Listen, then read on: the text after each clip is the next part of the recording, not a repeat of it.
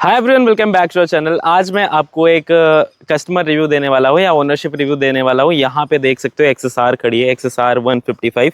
India की दूसरी थी और इंडिया की पहली है ये जो ब्लैक कलर में है, क्योंकि ये देख सकते हो पूरा ब्लैक रैप यहाँ पे कराया हुआ है कस्टमर ने, ओनर ने। और यहाँ पे थोड़े बहुत आपको और मॉडिफिकेशंस दिख रहे होंगे, धीरे धीरे और भी मॉडिफिकेशन आपको इसमें देखने को मिलेंगे। और एक्चुअली ये जिनकी बाइक है वो खुद ही एक यूट्यूबर है, तो यहाँ पे देख सकते हो the OG KC blogs Kundan भैया, इनकी गाड़ी है।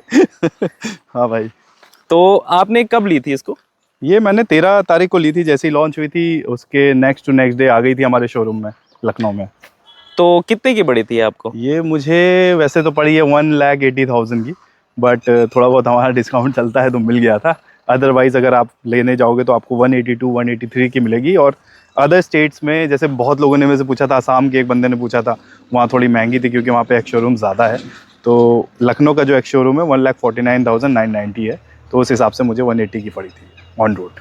और एक्चुअली जब से XSR लॉन्च हुई है ना, तब से भैया वेट कर रहे थे कि कब आए कब लें। और इंडिया की दूसरी डिलीवरी इन्होंने ले ली थी, पैसा वैसा लेके बैठे हुए थे कि जैसे गाड़ी लॉन्च हो गाड़ी खरीद ले। तो देख सकते हो बहुत सारा काम भी करा रखा है। तो पहले करा क्या रखा है, आप ये बताइए। या पहले तो मेरी एक मॉडिफिकेशन सीरीज़ चल रही है, इसको थोड़ा मॉड करना है। अभी तो कुछ स्टेप्स हुए हैं, बहुत सारी एसेसरीज़ अभी आई नहीं है। कंपनी की जो एसेसरीज़ हैं वो अभी होल्ड पे हैं, कब आएंगी कब मिलेंगी कुछ पता नहीं है। तो अभी फ़िलहाल मैंने यहाँ पे देखो रैप कराया हुआ है ब्लैक कलर का, ठीक है। अभी बहुत लोग बोल रहे हैं ये स्टिकर चीप लग रहा है, क्योंकि मुझे 3D वाला बनवाना है, वो मुझे मिल नहीं रहा है जैसा मुझे चाहिए। और यहाँ पर मैंने सीट को कवर को चेंज कराया है, ठीक है। एंड साथ में और क्या कराया था, और साथ में यहाँ पे मैंने Z900 के फ्रेम स्लाइडर लगाए। अभी 3 ही चीज़ करवाई है मैंने। यहाँ पे आप देखो Z900 के यहाँ पे आपको फ्रेम स्लाइडर्स मिल जाएंगे। Z900 के क्यों नहीं लगाए? क्योंकि MT वगैरह के भी आते हैं। MT वगैरह के थोड़े लाइट हैं, मतलब ये थोड़ा हैवी लग रहा था मुझे देखने में। प्राइस भी अच्छा मिल गया था तो मैंने ले लिया इसको। और मेरे चैनल पे आ रहा है कि आप बारेंट लगाइए, ये लगाइए, वो लगाइए। तो ये सारी चीज़ें कब आपको पॉसिबल देखने को मिलेंगी? और एक चीज़ और है, भैया का चैनल KC ब्लॉग्स नाम से है, सबको पता होगा। और इंस्टाग्राम भी है जहाँ पे इनकी सीरीज़ आ रही है इसको मॉडिफाई करने वाला, आप जाके वहाँ पे देख सकते हो। तो बारेंट वगैरह और बाकी जितनी भी मॉडिफिकेशन है आप कब कर रहे हो इस पर? यार देखो, वैसे जैसे मैंने बोला ना कि एसेसरीज अभी ऑन होल्ड हैं बहुत, ठीक है। क्योंकि मैंने कंपनी वाली बार एंड मिरर्स वगैरह मंगवाए हैं, ठीक है। एंड मैंने काउल वगैरह भी मंगवाया है, वो अभी तक ऑन होल्ड है, अभी तक नहीं आई है। वो कब आएगी वो मुझे शोरूम वाले बोल रहे हैं टाइम लग सकता है, जनवरी में भी आ सकती है। तो थोड़ा सा यहाँ दिक्कत हो रही है मुझे, इसलिए इसमें थोड़ा डिले हो रहा है। बाकी करवाना तो बहुत कुछ है, टायर वगैरह भी चेंज करवाने वाला हूँ। तो वो सब चीज़ें आप मेरे चैनल में देख सकते हो, इंस्टाग्राम में भी जाके अपनी मेरी जो स्टोरी आ रही है मॉडिफिकेशन की, उसमें आपको सारी चीज़ें मिल जाएंगी। और एक चीज़ और बता दूं कि इसकी पहली सर्विस हो गई थी काफ़ी पहले। तो कितना कॉस्ट करी थी जो पहली सर्विस थी? पहली सर्विस मेरी कॉस्ट करी थी 1064 अराउंड, कुछ इसी तरीके का प्राइस था। मतलब 1,000 रुपये में आपका पूरा काम हो गया था पहली सर्विस में, जिसमें इंजन ऑयल चेंज किया था, फिल्टर चेंज किया था, स्प्रे वगैरह किया था और धुली हुई थी बस। तो क्या उसके पहले कोई हीट वगैरह का इशू था गाड़ी में? मतलब हीट हो रही थी भगाने तो वगैरह? यार वैसे भी R15 वाला इंजन है तो उसमें वैसे भी हीटिंग इशू इतना नहीं है। MT भी चलाई होगी आप लोगों ने एंड R15 भी चलाई होगी, हीटिंग इशू ऐसा सच कुछ भी नहीं आता, बहुत स्मूथ इंजन है। और जो सबसे बड़ा क्वेश्चन था लोगों का कि सीट कंफर्ट कैसा है, क्योंकि आप सीट देख सकते हो इसकी सीट यार देखो, सिंगल चल रहे हो ठीक है, डबल भी ठीक है। अगर आप पतले हो, ज़्यादा मोटे होगे तो दिक्कत होगी। थोड़ा सा जो शॉकर है पीछे वाला वो हार्ड है, ठीक है। तो थोड़ा सा मतलब आपको बम्प्स पता चलते हैं, छोटे छोटे बम्प्स भी पता चलेंगे आपको। तो अगर उससे आपको दिक्कत नहीं है तो आप इजीली इसको चला सकते हो। बाकी बहुत ज़्यादा कंफर्टेबल है, लाइट वेट है, क्योंकि इसीलिए बहुत मज़ा आती है चलाने में। तो अगर किसी को लॉन्ग राइड करना हो और पिलियन के साथ, तो आप देख सकते हो पहली चीज़ तो सीट छोटी लग रही होगी आपको। तो क्या कोई कर सकता है, जैसा आपका ओपिनियन हो, अगर कोई लॉन्ग राइड पे जाना चाहता हो और एक गाड़ी खरीदना चाहता हो? लॉन्ग राइड अगर आपको करना है इसमें कर सकते हो, कोई ऐसा इशू नहीं है। लेकिन अगर सिंगल जाओगे, पिलियन के लिए तो ये वैसे भी नहीं बनी। बहुत सारी गाड़ियां हैं जो पिलियन के लिए नहीं बनी है, ठीक है। वो basically tourer, adventure tourer type की होती हैं गाड़ियां, वही होती हैं पिलियन के साथ में। इस तरीके की अगर गाड़ी देखोगे, रॉनिन भी अगर देखोगे, उसमें भी सीट छोटी है, बहुत बड़ी नहीं है। तो उस हिसाब से मुझे लगता है कि आप सिंगल करोगे, आराम से कर लोगे। पोजीशन वगैरह बहुत बढ़िया दिया हुआ है। अगर आपको और ज़्यादा आराम चाहिए तो हैंडल बार राइजर वगैरह आप करवा सकते हो। और भाई जैसे पिलियन में बैठ के बहुत टाइम से चल रहा हूँ, जब से ये गाड़ी लॉन्च हुई है मैं पिलियन बैठ रहा हूँ और भैया भी बैठ रहे हैं। तो जैसे हम दोनों लोग यूज़ कर रहे हैं, तो उसमें क्या हो रहा है ना कि पिलियन जब आप बैठ रहे हो तो यहाँ पे ये जो है ना बैग इस पे आ रहा है, तो एक ये इशू इसमें आ रहा है। और मतलब आपका सस्पेंशन के बारे में क्या कहना है कि आगे वाले सस्पेंशन स्टिफ हैं या फिर मतलब लाइट है, और पीछे वाला कैसा आपको फीडबैक पीछे वाला जो सस्पेंशन है वो थोड़ा हार्ड है, ठीक है। ये देखो, आप ज़्यादा प्ले नहीं दिखेगा। आगे वाले सस्पेंशन अपसाइड डाउन फोक्स जो दिए हैं बहुत बढ़िया दिया है, इसकी वजह से आपकी हैंडलिंग बहुत अच्छी हो जाती है। गाड़ी लाइट वेट है और अपसाइड डाउन फोक्स की वजह से हैंडल भी बहुत लाइट लगता है और क्विक टर्न करने के लिए बहुत बढ़िया हो जाता है। बाकी इसका जो टर्निंग रेडियस है वो भी अब बहुत अच्छा आपको देखने को मिलता है। ये मैंने प्लस पॉइंट एक देखा है जो कि मैंने अपनी वीडियोस में नहीं बताया। मैंने कहा क्यों ना निकेत की वीडियो में ये चीज़ मैं आप लोग को बता दूं, टर्निंग रेडियस इसका अच्छा आपको देखने को मिल जाता है। इंटरनेशनल मार्केट देखोगे तो वहाँ पे आपको ये जो है इंडिकेटर्स वगैरह ये सब हैलोजन देखने को मिलते हैं। यहाँ पे एलईडी पूरा दिया गया है। तो जो इसका एलईडी हेडलैम्प है, इसका थ्रो आपको कैसा लगा? थ्रो यार मिनिमल, मतलब मीडियम एवरेज, बहुत अच्छा नहीं है, बहुत बेकार नहीं है, बट मेरे वी स्ट्रॉम से तो अच्छा है। ठीक है, वी स्ट्रॉम का उतना अच्छा नहीं है, बट ठीक है, सिटी में चलने के लिए बढ़िया है। बट हाईवे में अगर आप जाओगे तो दिक्कत करेगा। उसके लिए आप अपने ऑक्सिलरी जो लैम्प्स वगैरह आते हैं, मैड डॉग और बहुत सारी कंपनीज हैं, उनके आप ले सकते हो। अभी तक आपको क्या वाइब्रेशन वगैरह फील हुआ? वाइब्रेशन स्टार्टिंग में जब मैंने ली थी तो इतना फील नहीं हो रहा था, जब नई थी एकदम। मैंने फिर को बहुत वीडियोस बनाई, आपने देखा होगा, ड्रैग रेसेस वगैरह की हैं। वाइब्रेशन मिलते हैं तब मिलते हैं जब आप, जैसे होता है ना, गियर शिफ्ट गलत करो। मतलब जैसे मान लीजिए मैं 20 की स्पीड में चल रहा हूँ और मैं तीसरे पे चल रहा हूँ और फिर मैंने एक्सीलेटर ले ली, तब मुझे वाइब्रेशन मिलते हैं। लेकिन अगर सही स्पीड में सही जगह पे शिफ्ट होते हैं ना, तो वाइब्रेशन नहीं मिलते। जैसे मान लीजिए आप 5वें गियर में हैं और आप 60 की स्पीड में हैं, लेकिन 60 की स्पीड में आपको तीसरे या चौथे गियर में होना चाहिए था, ठीक है, तब वाइब्रेशन नहीं मिलता। लेकिन आप 5वें गियर में 60 की स्पीड में खींचोगे तो आपको वाइब्रेशन फील होता है। और एक चीज़ और था कि यहाँ पे आप देखोगे ग्राउंड क्लियरेंस आपको ऐसे देखने में कम लगेगा, और कंपनी ने बोल रखा है मिनिमम 120 mm। तो मिनिमम वाला क्या मैटर है? मिनिमम वाला मैटर ये है कि भाई जब आप लोड कर दोगे इसको, गाड़ी को, मान लीजिए मैं 2 लोग को बैठ के बैग वैग ले के बैठ चुका हूँ, देन उसके बाद जो ये एकदम डाउन होती है ना, ऐसे करके डाउन होती है ना, ये है मिनिमम, ठीक है। मतलब एकदम एंड पे, अभी भी एंड नहीं हुआ, ठीक है। और अगर ऐसे नॉर्मल देखोगे तो 170 mm है। तो बहुत सारी मोटरसाइकिल में आपको 170-180 mm की ही देखने में मिलती है ग्राउंड क्लियरेंस, तो वही सेम आपको इसमें भी मिलेगी।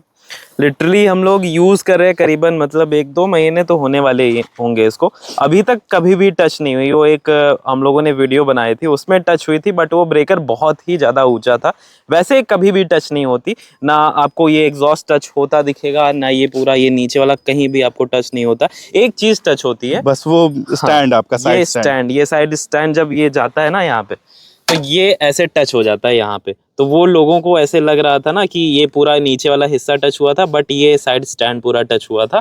कोई इशू नहीं है, अगर इसका साइड स्टैंड देखोगे तो वही टच होगा। और अगर डुअल स्टैंड लगाते हो तो आई थिंक थोड़ी सी दिक्कत होगी। हाँ, डुअल स्टैंड में मुझे लगता है बहुत ज़्यादा नहीं दिक्कत होगी, क्योंकि वो उसका भी जो असेंबली है वो ऊपर की तरफ है, तो मुझे नहीं लगता बहुत ज़्यादा इशू होने वाला है। बाकी 10 लीटर का ही टैंक आता है, तो एक बार भैया से पूछते हैं कि रेंज इशू होगा उनको कि नहीं, क्योंकि शायद ये इसको घूमने लेके जाएं, क्योंकि घूमने के बहुत शौकीन है और इनके पास भाई घूमने वाली बाइक्स भी हैं। तो कभी आपका प्लान है इसको लेके जाएंगे? प्लान तो यार है, मतलब अभी मेरे को एक जाना है राइड पे, बट वो मैं पिलियन के साथ जा रहा हूँ, तो उस पर तो नहीं जाऊँगा, क्योंकि ये सिंगल, जैसा कि मैंने बताया, सिंगल, जब मुझे सिंगल जाना होगा तो मैं इससे जाऊँगा, आप लोग को पूरी डिटेल वीडियो दूंगा। बट अभी जनवरी से पहले, मतलब दिसंबर से पहले तो नहीं जा रहा हूँ, बट उसकी वीडियो आ जाएगी। तो जैसे टैंक 10 लीटर का ही, अभी तो आप लॉन्ग टूर किए नहीं, तो मतलब आपको प्रॉब्लम फील नहीं होगी, बट क्या प्रॉब्लम है? 10 लीटर का टैंक है, 40-45 के आसपास माइलेज यार मिलेगा। मैं वी स्ट्रॉम चला रहा हूँ, ठीक है, 250 सीसी की इंजन है उसमें और 12 लीटर का टैंक है। वो अराउंड मुझे सिटी में 400 किलोमीटर्स दे देता है, मतलब हाईवे में भी लगभग यही है, 400-350, ठीक है। तो अगर मैं इसकी बात करूं, इसका माइलेज आपको 40-45 मिलता है, ठीक है, बहुत रफ चलाओगे तब। तो उस हिसाब से मुझे लगता है 10 लीटर में आप 400 किलोमीटर चला लोगे तो सफिशिएंट है। मैं भाई सिटी में चल रहा हूँ, मुझे ज़्यादा तेल भराने की ज़रूरत नहीं पड़ती। पहले मुझे अक्सर तेल भराना पड़ता था, अभी मैं 500 भराता हूँ, मेरी चलती है आराम से, हफ्ते प्लस चलती है यार। तो यहाँ पे जब आप पिलियन बैठाते हो या जब मैं बैठता हूँ, तो क्या आपको मतलब ऐसा फील होता है कि पावर कम है? क्योंकि लोग कहते थे RN5 का जो इंजन है छोटा है, RN5 में पावर कम फील होती है पिलियन को बैठाने के बाद। इनिशियली थोड़ा सा कम लगता है, बट आप जब क्रूजिंग में आते हो अपने, तो कुछ भी पता नहीं चलता भाई। जब आप इनिशियली उठाते हो ना, तो थोड़ा सा आपको पहले और दूसरे गियर में थ्रॉटल खींचना पड़ता है, लेकिन जैसे ही आप क्रूजिंग एक स्पीड में आ जाते हो तीसरे चौथे गियर के बाद में 40 से 50 में, फिर आपको इतनी ज़्यादा प्रॉब्लम नहीं होती है। और एक चीज़ और है कि रॉनिन वगैरह में चेन नॉइज़ बहुत आती है, तो क्या कोई मतलब चैन में आपको ऐसी दिक्कत फील हुई कि मतलब इसमें चेन नॉइज़ आ रही यार है? इसमें नॉइज़ ही तो नहीं आती है, यही तो बात है। इंजन की आवाज़ आएगी बस आपको, बाकी कोई नॉइज़ आपको सुनाई नहीं देती। मैं चाह रहा हूँ नॉइज़ सुनाई दे लेकिन नहीं देती, तो ये इसकी खासियत है।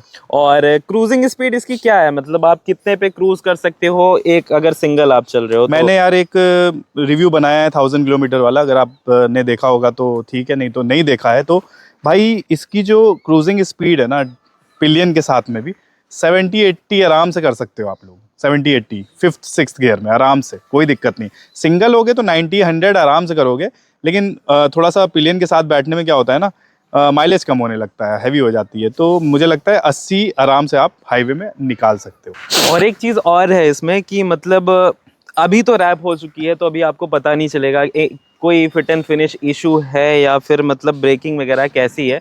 तो ये अगर आप बताइए कि फिट एंड फिनिश पहली चीज़ तो आपको कैसी लगी इसकी? या फिट एंड फिनिशिंग सब कुछ बढ़िया है। प्लास्टिक है ऑल दो, लेकिन बहुत लोग बोलते हैं प्लास्टिक है, कचरा है। भाई मुझे कोई एक ऐसी बाइक बताओ डिज़ाइन टाइप वाली, जो डिज़ाइनर टाइप की बनी हो, मतलब स्पोर्टी हो या नेकेड स्पोर्ट हो, जिसमें प्लास्टिक का यूज़ नहीं किया हो। ठीक है, कुछ रेट्रो बाइक्स आती हैं जिसमें मेटल का यूज़ किया जाता है। ज़्यादा मेटल होता है जब गाड़ी में, तो वो ज़्यादा अच्छी नहीं लगती, डिज़ाइनर टाइप की डिज़ाइन नहीं कर पाते कंपनी, क्योंकि उसको मोल्ड करना मुश्किल होता है।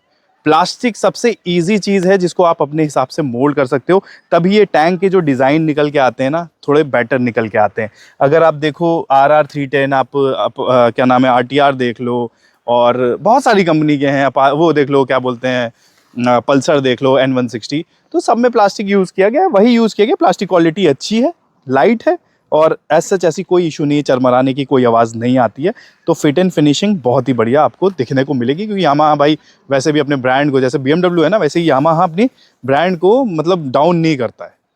और इसकी ब्रेकिंग आपको कैसी लगी, क्योंकि वही पूरा सेटअप है जो एमटी वाला है, पूरा सस्पेंशन वही है, एलॉयज वही है, पीछे वाला भी पूरा वही है, टायर सेक्शन तक सेम है, टायर तक सेम है, ब्रेकिंग कैसी लगी आपको? भाई ब्रेकिंग तो बहुत एक नंबर मुझे लगी। पीछे वाला तो बहुत ही बढ़िया पंच मिलता है, बहुत सारी गाड़ियों में नहीं मिलता, मुझे भी स्ट्रॉन्ग में नहीं मिलता। इसमें तो भाई पीछे वाले ब्रेक से ही काम चल जाता है, लेकिन दोनों को आप लगाओगे मज़ा आएगी आपको, और कॉन्फिडेंस बना रहेगा, ऐसा नहीं लगेगा स्किड हो जाएगी। ABS बहुत बढ़िया काम करते हैं। और एक चीज़ मैं आपको बताऊं कि इसका ये जो ब्रेक वगैरह है, ये अगर आप सिंगल चल रहे हो ना, बहुत अच्छा परफॉर्म करता है, क्योंकि गाड़ी लाइट वेट है, बहुत जल्दी मतलब ये बाइट जो है ना बहुत अच्छी आपको मिलती है।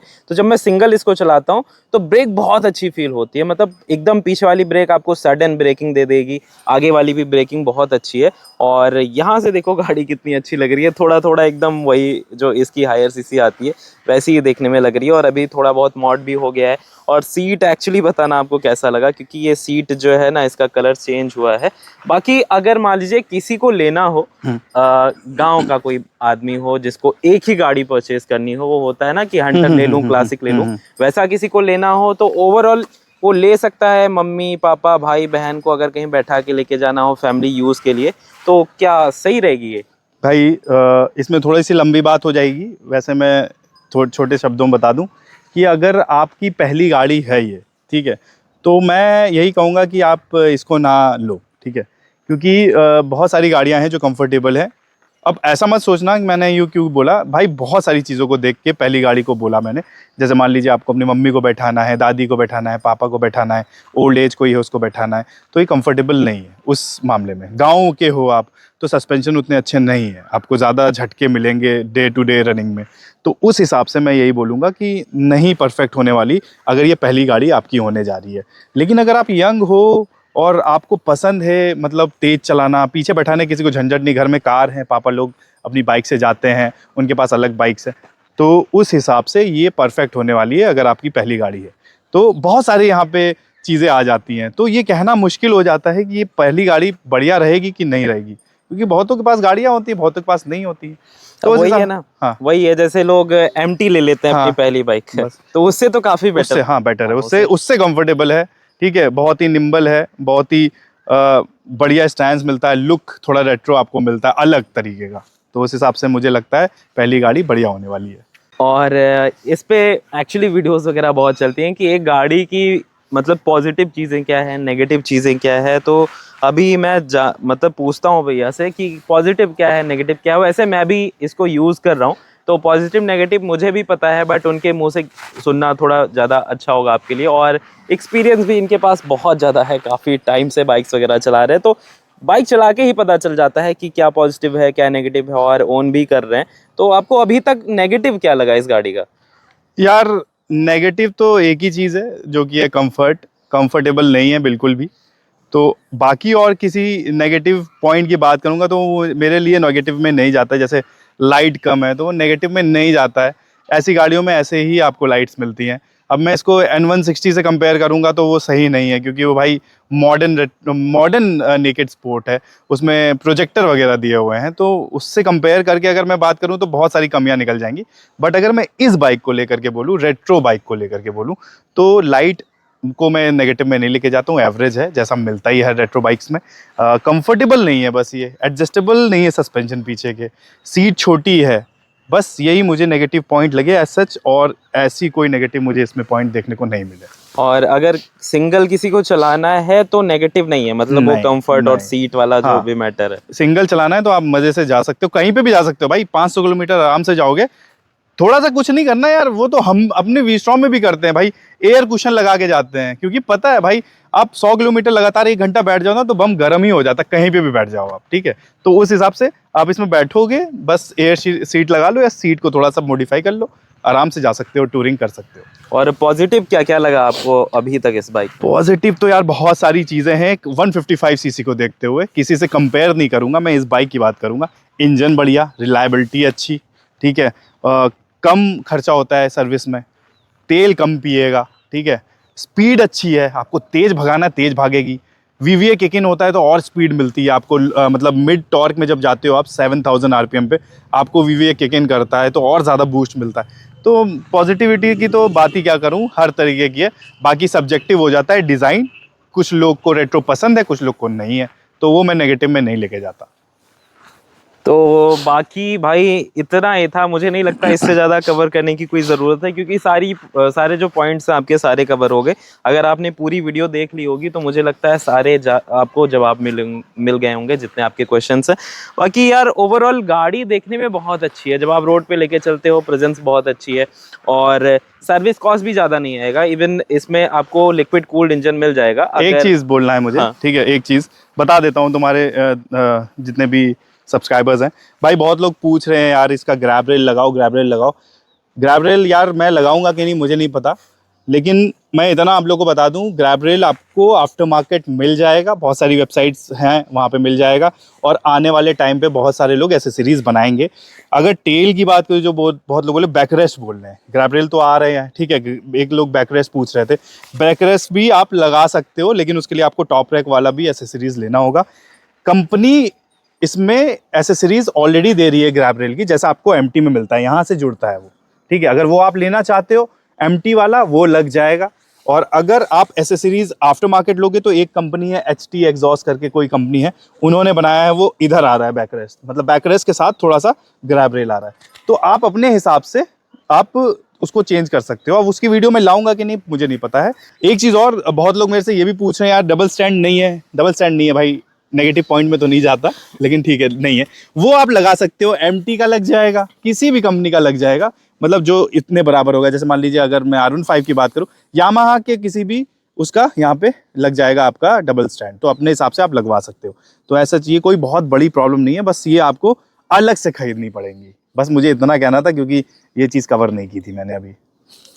तो बाकी यही था कुछ। आप बताना आपको कैसा लगा, और इसके मॉडिफिकेशन सीरीज आपको देखनी होगी तो भैया के चैनल पे या इंस्टाग्राम पे चले जाना, मैं यहाँ पे आपको लिंक दे दूंगा, डिस्क्रिप्शन में भी लिंक दे दूंगा, आप जाके चेकआउट कर सकते हो।